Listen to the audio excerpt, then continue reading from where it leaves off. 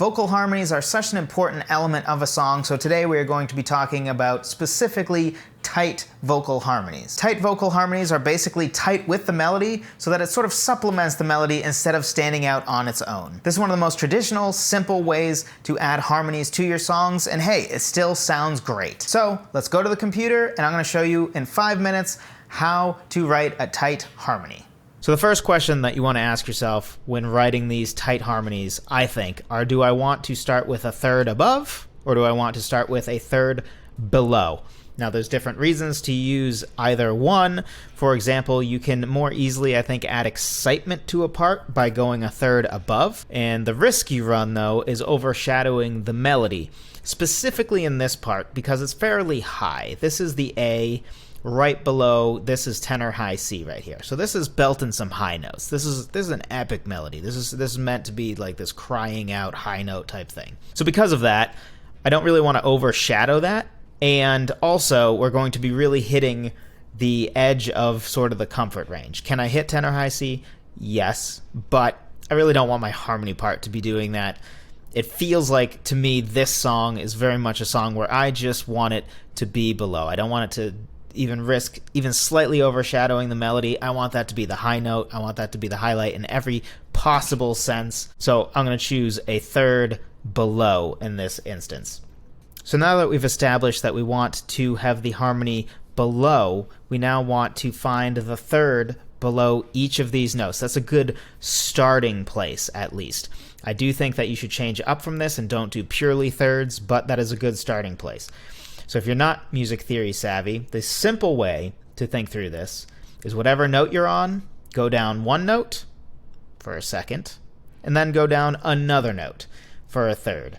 Now, that might sometimes get you in trouble. For example, if you don't know what notes you have in the key. So in this case, we're in the key of C major, for example. So we have a G, and then one note is down to an F, because there's no F sharp in the key of C major. And then the next note is an E. So if you know what notes you have in your key, you're pretty much all the way there. In that case, if you know the notes you have, just count down by 2 different notes, which is exactly what we did here. That's one way to do it. If you know music theory, you don't need any of these tips. You know what a third is. But you want it to be a third in the context of your key, whatever that note is. So it might be a major third, it might be a minor third, but it needs to be a third in the context of your key. So all of these notes are all Gs, so the third below is going to be that E.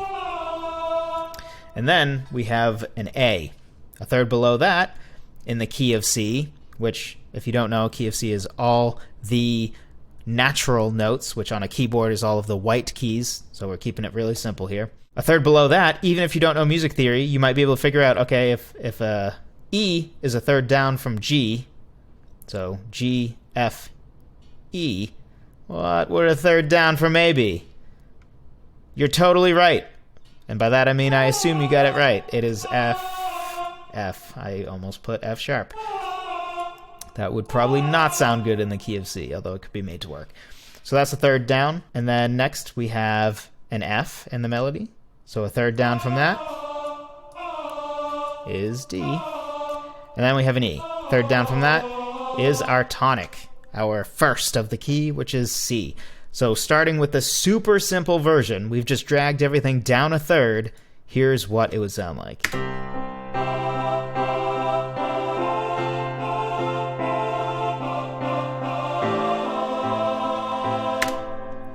Awesome.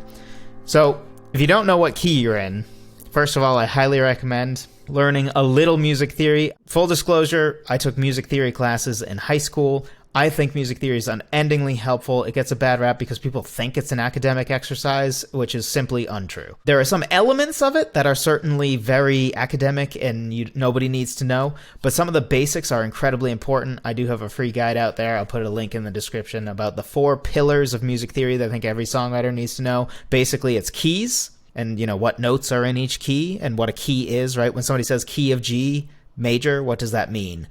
What notes are in there. Intervals. Intervals are mostly important because it will help you with keys and with creating chords and stuff. But intervals is another one. chords, and then chord progressions. If you know those 4, I think that gets you 95% of the way of knowing all the music theory that would be super helpful to songwriting. I definitely think learning more is also very helpful, but if you really don't want to learn music theory, that is a great place to start. I do have a free guide again. Link in the description. It is at songwritertheory.com/music theory guide.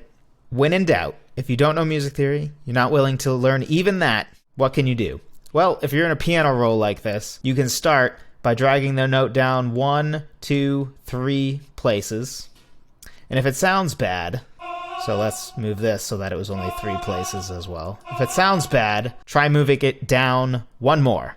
Basically what you're doing is you're trying a minor third first, and if not, it will be a major third, which the difference is basically a minor third is only 3 half steps and a major third is 4 half steps. You're going to hear that it's wrong, and then we'll know to fix it. So drag down 1, 2, 3 spaces. Start with that. If it's wrong, drag down 1 more space. So let's listen to what it would have sounded like if we just did the 3 space thing. Oof. Sounds bad, right? So then you would know, drag it down 1 more. So now it's a major third.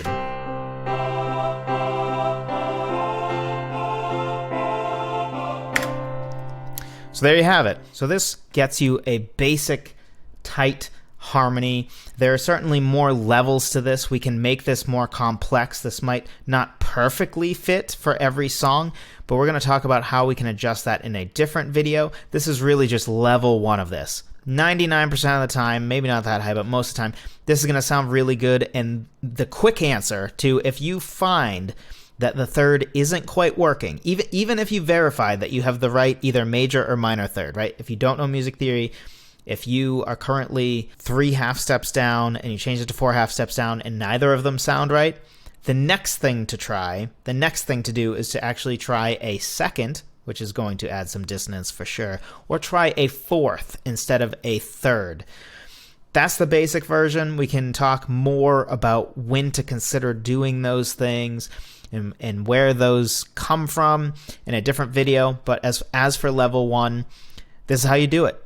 It's this simple. So take one of your songs and go write a tight harmony. So hopefully that was helpful to you. If it was, be sure to drop a like. It helps me out with the YouTube algorithm, helps more people find this content. If you found it helpful, be sure to subscribe and click the little notification bell if you are interested in more songwriting content. I come out with videos every single week. There's a video podcast that's been coming out every single week for a long time, especially the podcast part of it. We're on episode 118 as of recording this, and I have videos coming out throughout the week. Thank you so much for watching. I appreciate every single one of you, and I will talk to you next time.